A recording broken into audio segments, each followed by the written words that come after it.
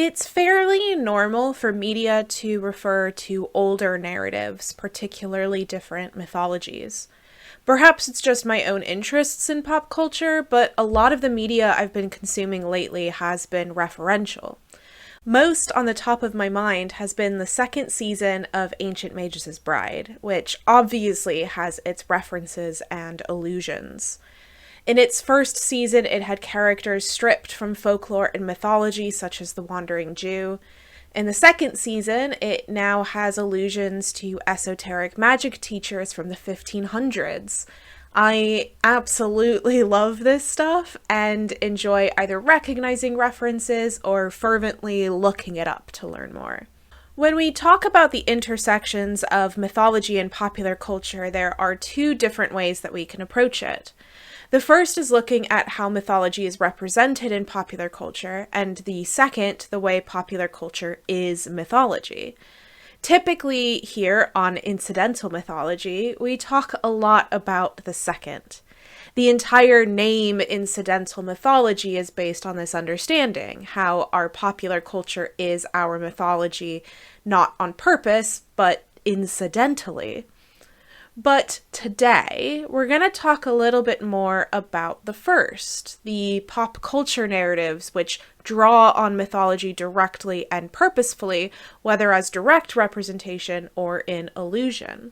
On my blog, I've covered some elements of this in the past. I wrote briefly about the Wild Hunt in both folklore and The Witcher, and also chatted about the representation of the Wendigo in pop culture in comparisons to Native American folklore. But on this channel, I haven't spent a lot of time on this first element of the study of pop culture and mythology. But I think it's an important facet of the relationship between these two things, and I think we should at least occasionally touch on it. So today, let's chat about how we can see different sides of this in Ancient Magus Bride, which is serving as our primary case study. The first question to consider is why contemporary storytellers rely on old narratives and myths in the first place. If people are writing new stories, why dull your creativity with old narratives you didn't craft? I hope people know, asking the question in the way someone would be annoying, and I don't think that these narratives is in any way dulling creativity, but let's chat about this. Sometimes the use of mythology in popular culture is as a tool of exoticization. A good example of this from contemporary video games would be the use of the Wendigo and other indigenous stories and beliefs in horror games, particularly in Until Dawn. The use of indigenous stories helped to create a sense of the exotic and an aura of mystique around the primary threat of the game.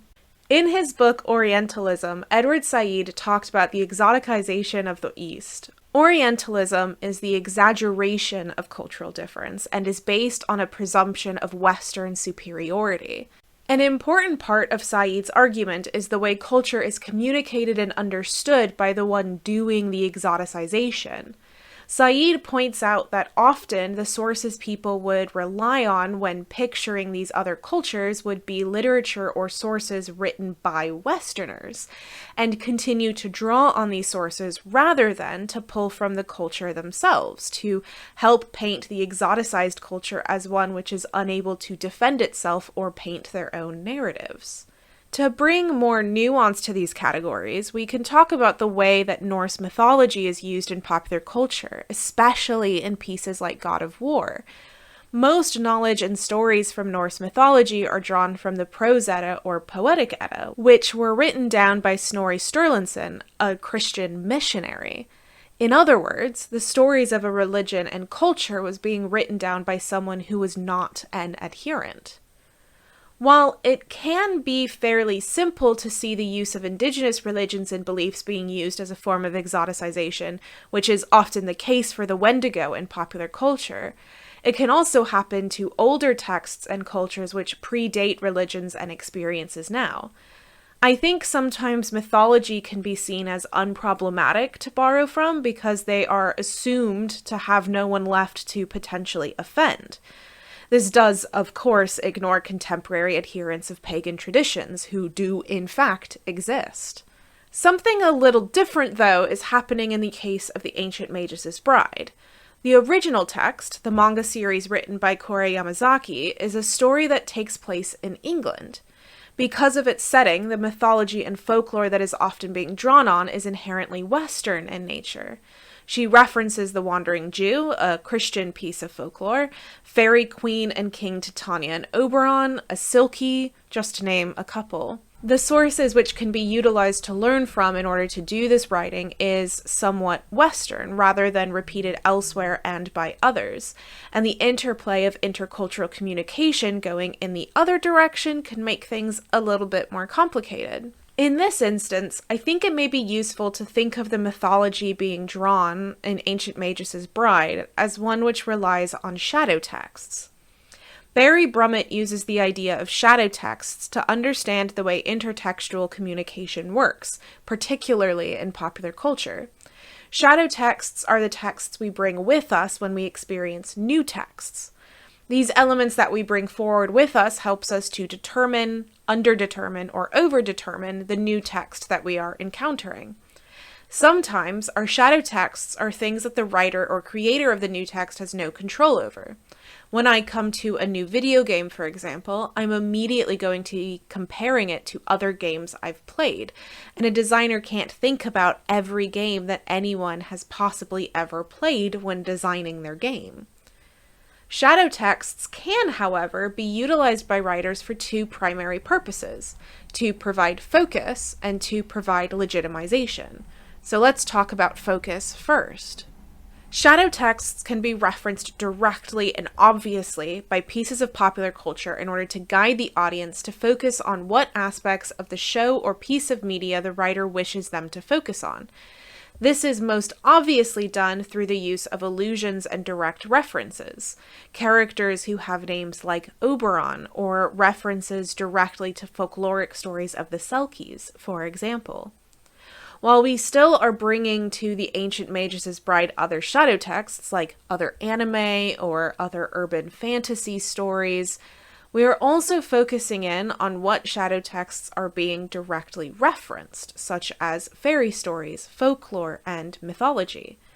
It means we pay more attention to what these shadow texts bring to the table more than the other ones that we might have in the back of our brain, and think about these other elements and how they connect to the cultural knowledge that we already have. That being said, the writers who utilize shadow texts in this way can't always rely on cultural knowledge of shadow texts to be the same or equal between audience members. I think of the Norse god of war for this. Most people I knew outside of mythology research circles were not as knowledgeable about Norse mythology, especially in the way that it was being utilized in that game. While I was able to see elements of the stories coming together, most notably the story of Balder and the mistletoe, others were not as aware of this. The use of these texts without the cultural references being clear is not always necessarily a miss on the side of the writers. For the writers of God of War, for example, they were able to utilize an old story that some may recognize, while also presenting it as a twist to others. This means that the game is helping to replicate original storytelling while still putting their own spin on a classic tale.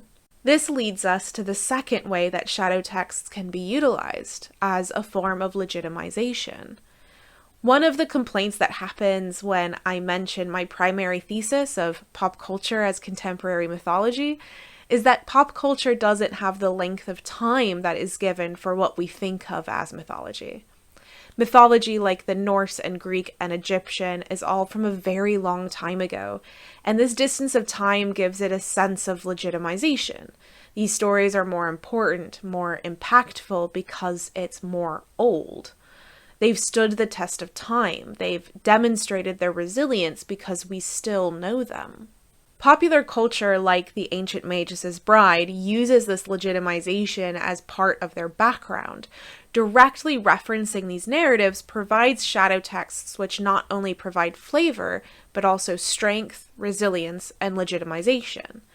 It backs up the story as one that can situate itself in between these other narratives, and provides a fuller background than what the writer initially provides. Let's quickly go back to God of War. I know we're supposed to be focusing on Ancient Magus Bride, but we'll get there. While some may think that the lack of cultural knowledge in some of the audience as a failure on someone's part, it actually provided the writers with an ability to situate their game as an opportunity for individuals to be newly experiencing the stories in Norse mythology. They become the new storyteller for an old story, creating a place for their game to exist among the rest of the experiences in storytelling of Norse mythology. For Ancient Magus Bride, the legitimization is less in the storytelling directly. While this may have been the first instance that some have encountered selkies or banshees, the show touches on these elements briefly. This means that they move on too fast for them to situate the story in a place of new storyteller. Rather, they're placed as interpreter and relation. This type is actually quite common in urban fantasy stories more generally. The writers use shadow texts at their disposal in order to form new interpretations on the old, and present their version as a version that lives amongst other understandings.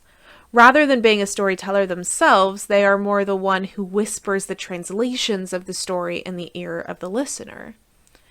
In either of these instances, the cultural knowledge of the audience provides an interesting relationship between shadow text, primary text, and audience. This intertextual relationship is really interesting and amazingly complex, and often comes out in the form of fan theories. One of my favorite places to go for fan theories is the Ancient Magus Bride fan subreddit, where people delve into not only the story of the anime, but also the stories which surround the anime as shadow texts. Fans explain aspects of the narrative that are still yet unexplained through shadow texts of various folklore and mythologies. There's a lot that can be said of intertextual relationships, especially ones which are less directly text-based. Anime, as a visual art form, has the ability to show us shadow texts as well. They can provide visual references as well as spoken or written. And each of these can be employed by the writers and artists for very specific purposes. Using shadow texts effectively and understanding their existence can be a wonderful tool for the writer, and definitely something a mythographer like myself, and hopefully like you, should be looking out for.